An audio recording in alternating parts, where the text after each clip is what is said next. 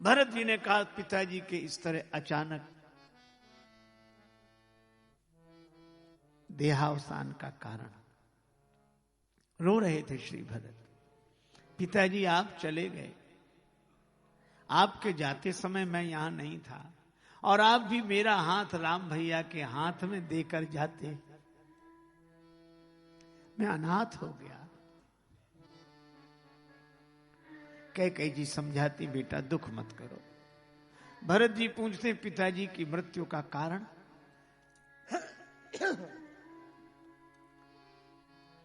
कहने लगी, बेटा मैंने सब बात बना ली, मंथरा ने सहायता की, पूरी कहानी सुनाई।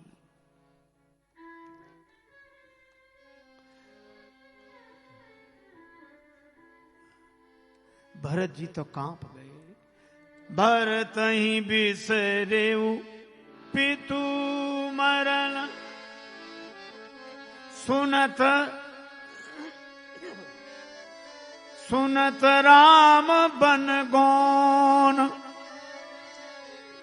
हेतु अपन पौजान जिय, थकित रहे धरी मौन।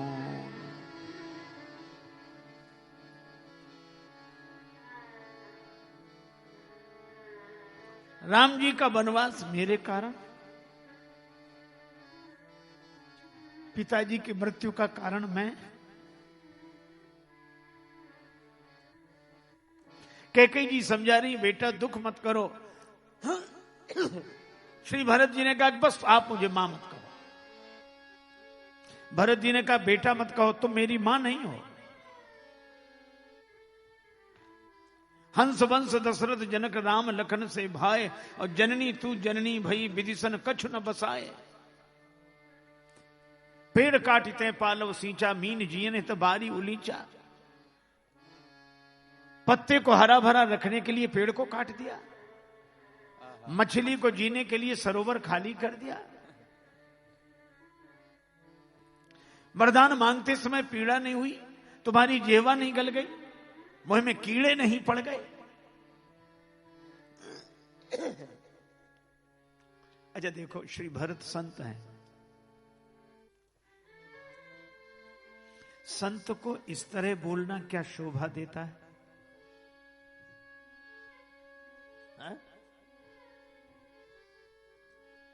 संतों के लक्षण में कहा गया परुष वचन कबहू नहीं बोलही। कड़वे वचन कभी नहीं बोलते, किसी से भी नहीं बोलते। इसीलिए श्री तुलसीदास जी ने भरत जी को दूसरा नाम दिया। सोनी सोठी सहमेऊ राजकुमारू, राजकुमारू,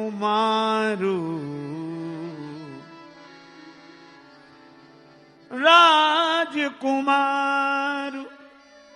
ये राजकुमार भरत बोल रहे हैं।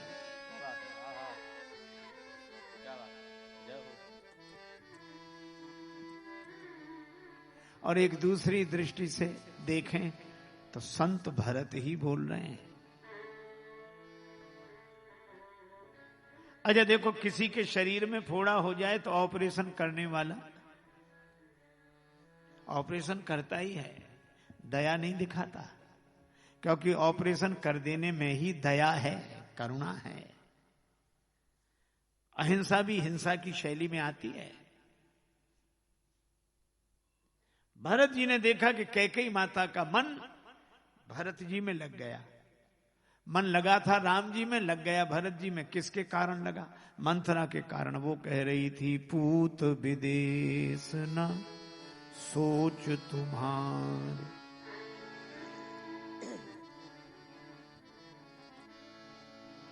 अभी आसक्ति कैसे हटे?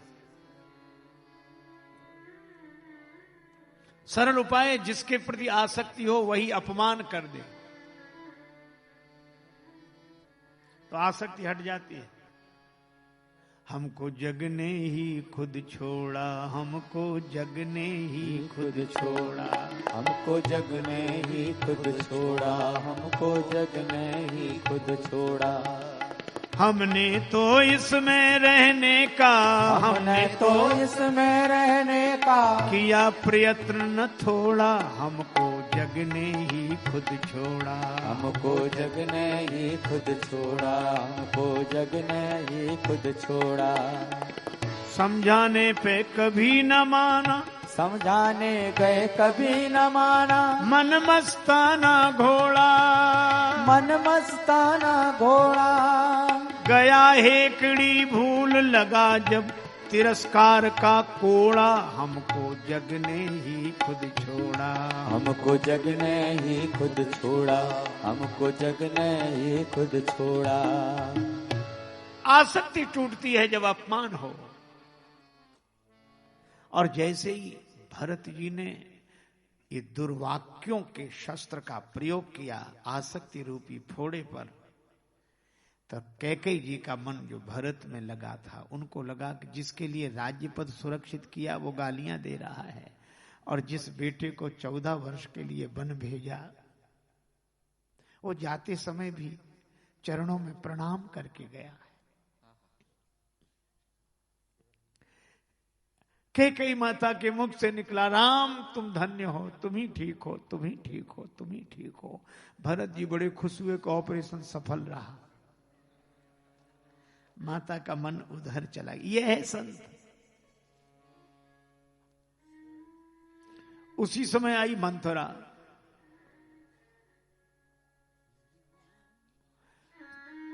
तेही अवसर कुबरी ताहाँ आई, कुबरी ताहाँ ताई।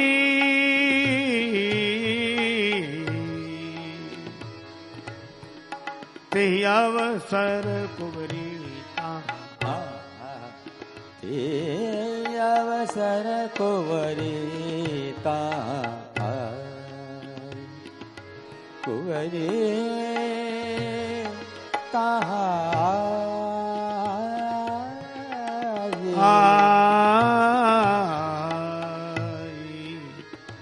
कुबरी ताहाँ, कुबरी ताहाँ, कुबरी ताहाँ। उसी समय मंथरा आई, बसन विभूषण विविध बनाई, तरह तरह के वस्त्र आभूषण पहनकर, और इसने कैकेयी माता के वस्त्र आभूषण उतरवा दिए, अपने धारण कर लिए। बड़ी खुश हो रही थी। हमारे भरत जी आ गए, शत्रुघ्न जी आ गए।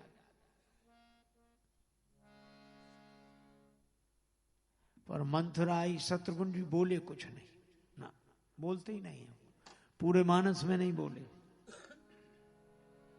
एक सज्जन अभी हमसे कह रहे थे कि शत्रुघ्न जी के अवतार का उद्देश्य क्या था। हमने कहा यही उद्देश्य था, देख लो। शत्रुघ्न जी ने पहले ही काम किया, होमगी लात तक कुंवर मारा, कुंवर पर लात का प्रहार किया। किसी ने कहा लात बात तो करो, बात तो करो। शत्रुघ्न जी बोले बात करना बड़ों का काम है, जब बात से बात नहीं बनती तो फिर लात तो है। बात पहले है, लात बाद में है, और शारीरिक संरचना में बात ऊपर है, लात नीचे है। जब देखो तब वार्ता हो रही है, वार्ता हो रही है, शांति वार्ता हो रही है। बात से बात नहीं बनती। केवल भरत जी की ही बात नहीं, शत्रुघ्न जी चाहिए। केवल संत की ही बात नहीं, सामंत चाहिए। शास्त्र की ही बात नहीं, शस्त्र चाहिए। वेदांत हमारा स्वाभिमान, शिष्टता हमारी सीता है। एक संत की पंक्तियां हैं, वेदांत हमारा स्वाभिमान, शिष्टता हमारी सीता है। हर रोज हमारा रामायण, हर सांस हमारी गीता है। और जब तक होती है शांति हृदय में, तब तक हम होते हैं केवल भारत। और जब प्रलय युद्ध छिड़ जाता है तो हो जाते हम ही महाभारत। इसलिए जोड़ी बड़ी बढ़िया, भरत शत्रुघ्न। राम जी जितने सरल, लक्ष्मण जी उतने ही टेढ़े। भरत जी जितने सरल, वार्ता वाले, लक्ष्मण जी उतने लात वाले। हमारे यहां सब तरह की, देखो दो दो बातें बोली जाती थी, भोजन भजन। क्यों, क्या बोलते थे? भोजन भजन, स्नान ध्यान, पूजा पाठ। भोजन करो तो भजन भी करो। भोजन उतना करो जिससे भजन होता रहे, पूजा करो तो पाठ भी करो, स्नान करो तो ध्यान भी करो।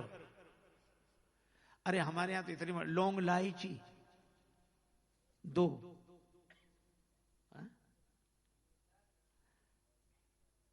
लौंग गरम इलायची ठंडी, ये ठंडा गरम दोनों एक साथ, गर्म ही गर्म ना रहे। हम कहते परिवार में भी दंपति हो, पति पत्नी हो, एक गर्म हो तो एक ठंडा हो जाए, कभी झगड़ा नहीं होगा, दोनों ही गर्म हो।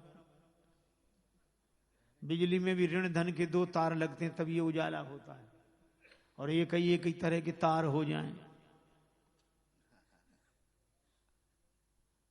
संत तुकाराम जी थे हमारे यहां, गृहस्थ संत तुकाराम जी, महाराष्ट्र में बड़ी महिमा उनकी। महाराज 3 संत हुए, संत एकनाथ जी, संत नरसिंह जी और संत तुकाराम जी। एकनाथ जी की पत्नी पूरी अनुकूल परिछाएं की तरह। एकनाथ जी कहते भगवान बड़ी कृपा, इतनी अनुकूल पत्नी दी है, मैं धन्य हो गया।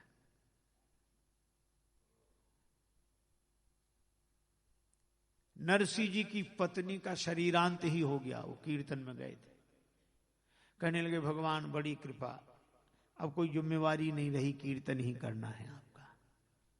और तुकाराम जी की पत्नी पूरी प्रतिकूल, वो भी कहते थे भगवान बड़ी कृपा, ऐसी प्रतिकूल पत्नी दी, अनुकूल दी होती तो मन उसी में लगा रहता, आप में लगता ही नहीं।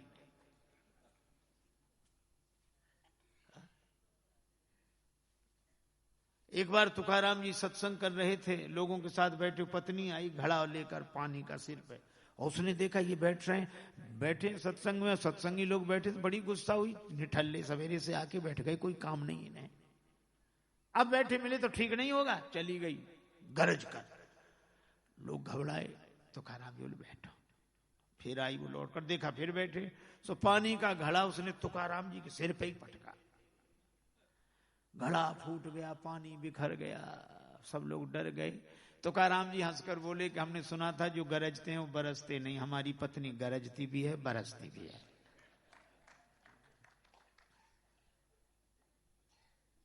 एक बार गन्ना बेचने गए, रास्ते में छोटे छोटे बालक मिले, लो गोपाल जी तुम लो, लो गोपाल जी तुम लो, सारे गन्ने बांट आए, एक बचा।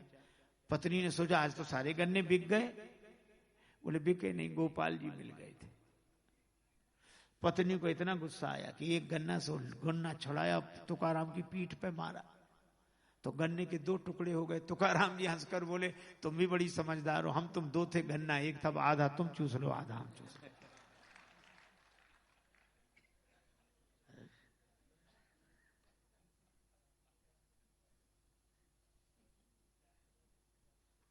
अरे एक बार की अभी की घटना है, एक पति आया, देर से रोज आता था, उस दिन भी देर, पत्नी बहुत नाराज, जब देखो तब देर से आते, वो रखा है ठंडा भोजन में, कोई गर्म करने वाली नहीं, खाओ। पति ने कुछ नहीं कहा। अच्छा कुछ ना कहो तो क्रोधी को और लगता है कुछ बोल नहीं रहे, क्योंकि उसे तो और चाहिए।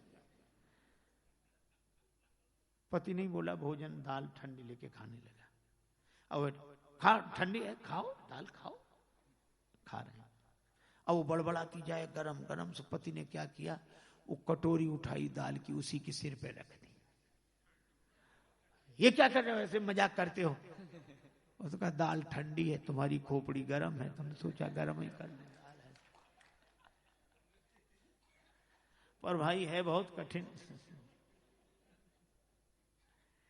सहन करने की शक्ति अपने आप में पैदा कर लेना। तो एक गर्म हो एक ठंडा हो तो झगड़ा नहीं होगा, दोनों ही गरम गरम हो। एक सज्जन तो कह रहे थे महाराज विवाह के बाद 3 स्थितियां दिखाई देती, एक विवाह के तुरंत बाद की, अर्थात विवाह की 6 महीने बाद की। इसमें क्या है, पति बोलता है, पत्नी सुनती है, कुछ नहीं बोलती। पति क्या कहता, अरे ऑफिस जाना था, देर हो गई, तुमने वो हमारे कोट में बटन नहीं टाका था, जूतों में पॉलिश नहीं की, और मेरी फाइल कहाँ रख दी, मुझे देर हो रही है। और वो बेचारी सब सामान रखती जाती है और नाश्ता। भाई हम, पति बोलता है, पत्नी सुनती है। और 2-4 साल बाद जब 2-1 बच्चे हो जाएं, दूसरा दृश्य, पत्नी बोलती है, पति सुनता है। पहले दृश्य में पति बोलता है, पत्नी बिल्कुल चुप रहती।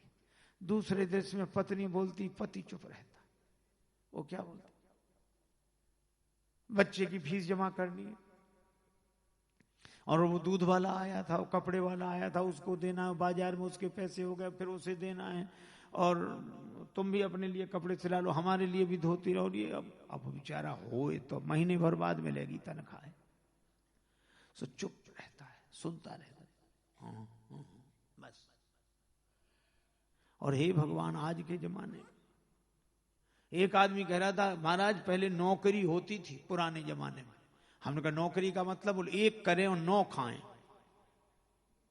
1 करे और 9 आदमी खाएं, नौकरी। फिर जमाना बदला तो चाकरी हुई, 1 करे 4 खाएं। हमने कहा बोला अब तो केवल तन खाए, उतना ही मिलता है कि तन ही खा सकता है, बस। हमें उस आदमी की व्याख्या बड़ी अच्छी लगी। नौकरी 1 करें 9 खाएं, जमाना बदला, चाकरी 1 करें 4 खाएं, अब उतनी तन खाए। हमने कहा वाह भाई वाह। हमने एक शब्द और जोड़ लो, बोले क्या? हमने कहा अब तनख्वाह भी नहीं। हमने फिर बोला अब तो है बेतन, तन कहीं गुजरना हो जिसमें। तो ये दूसरा दृश्य है। पहले दृश्य में पति बोलता है, पत्नी सुनती है। दूसरे दृश्य में पत्नी बोलती है, पति सुनता है। और तीसरे दृश्य में दोनों बोलते हैं, पड़ोसी सुनते हैं। अरे भाई, इसीलिए हमारी संस्कृति कहती एक गर्म हो तो एक ठंडा, एक बोले तो दूसरा चुप रहे। इसीलिए लक्ष्मण जी राम जी के साथ और शत्रुघ्न जी भरत जी के साथ, अच्छा 2 विपरीत दिशाओं वाले क्या एक साथ रह सकते हैं? हाँ रहते हैं। कैसे? मान लो कहीं कुआं बना हो, तो कुआं तो नीचे की ओर जा रहा है शीतलता देने के लिए, और उसके बगल में वृक्ष लगा है और वृक्ष ऊपर की ओर जा रहा है। तो कुएं में का पानी पिएगा, वृक्ष की छाया में बैठेगा। दोनों की दिशाएं 2 हैं, लेकिन कुआं भी ठंडक देता है और वृक्ष की छाया भी ठंडक देती है। इसलिए आस्था व्यवस्था दोनों होने चाहिए। शत्रुघ्न जी ने लात का प्रहार कहां किया? कुबड़ पर। और ये कुबड़ है रोग, ये ऐसा रोग है जिसके कारण व्यक्ति झुका दिखाई देता है, ऐसे बिल्कुल झुका। पर ये झुकना उसकी महानता नहीं, मजबूरी है।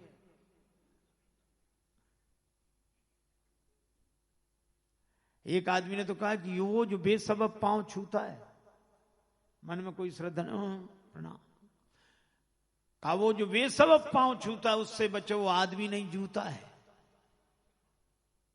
जबरदस्त झुकी। अच्छा, जो जबरदस्ती झुके होते इनकी बुराई तो पीछे पता लगती है, पहले नहीं। और कुबड़ पीछे ही है। और शत्रुघ्न जी ने पीछे आने वाली बुराई को पहले ही देख लिया। हुमगी लात तक कुबड़ मारा। और बोली क्या? कहने लगी कि दैव मैं काह नसावा करत नीक फल अनेस पावा। हे भगवान, हमने क्या बिगाड़ा था, इतना बुरा फल हमें क्यों मिला? शत्रुघ्न जी समझ गए दिमाग भी खराब है, तो लगे घसीटन धरी धरी झोंटी। पर धन्य है भरत। भरत जी ने क्या किया? भरत दया निधि दीन छुड़ाई, भरत दया निधि दीन छुड़ाए, भरत दया निधि दीन। कौशल्या पही गे दो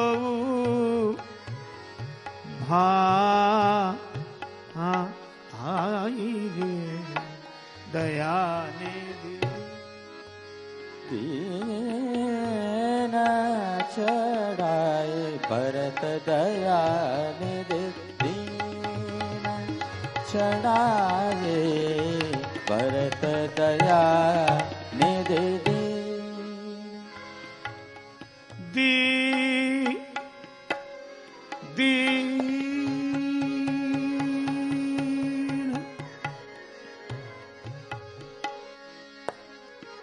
दयानिधि दयानिधि दयानिधि।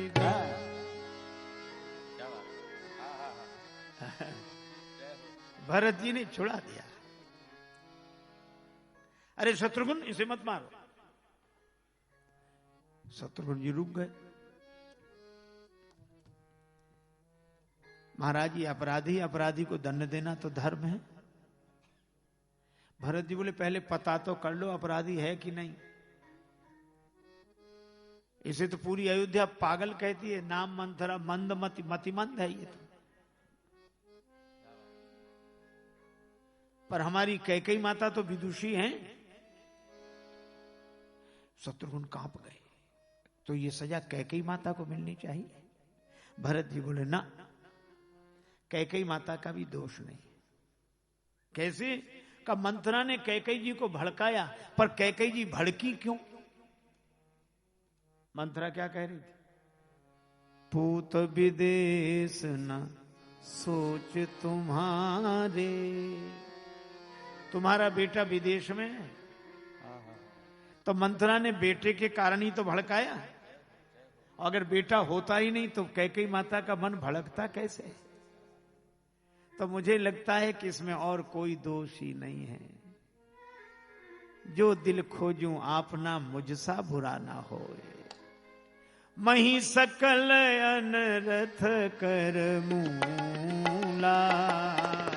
मही सकल अनरथ कर मूला। मही सकल अनरथ कर मूला। मही सकल अनरथ कर मूला। अनर्थ की जड़ तो मैं हूं, जो सजा मुझे मिलनी चाहिए। शत्रुघ्न जी के आंसू आ गए, हाथ जुड़ गए। दोनों भैया कौशल्या माता के भवन में पहुंचे। और आज कैकेयी जी सोच रही हैं,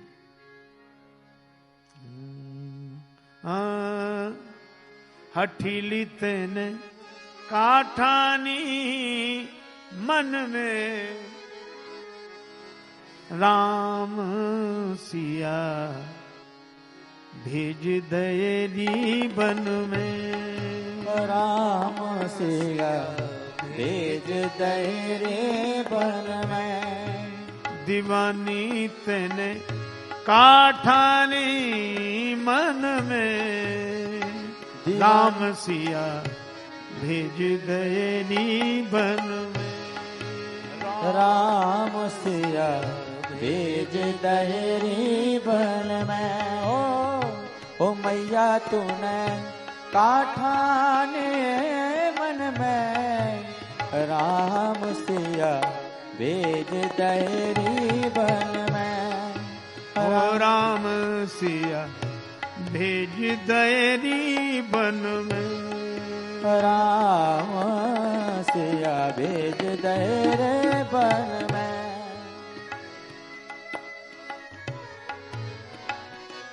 कौशल्या की छिन गई बानी। कौशल्या की छिन गई बानी।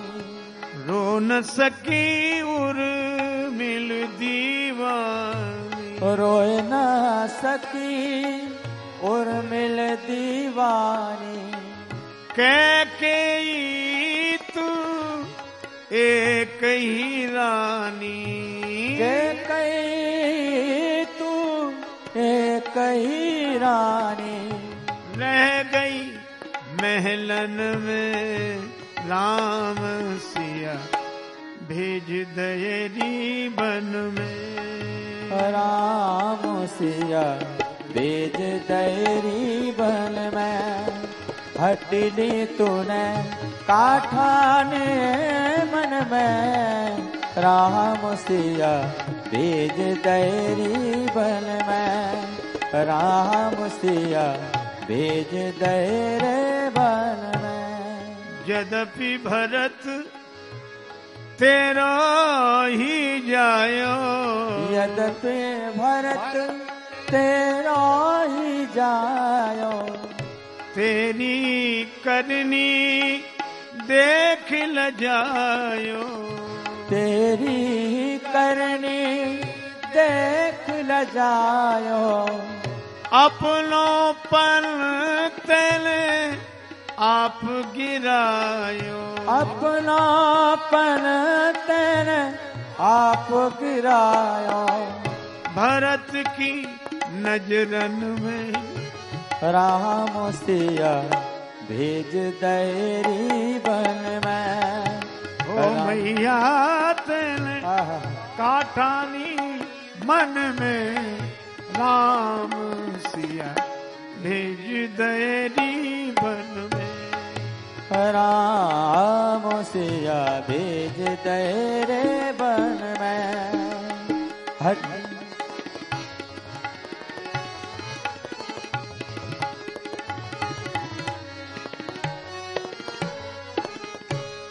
महल छोड़ वहाँ नहीं रे मढ़ैया।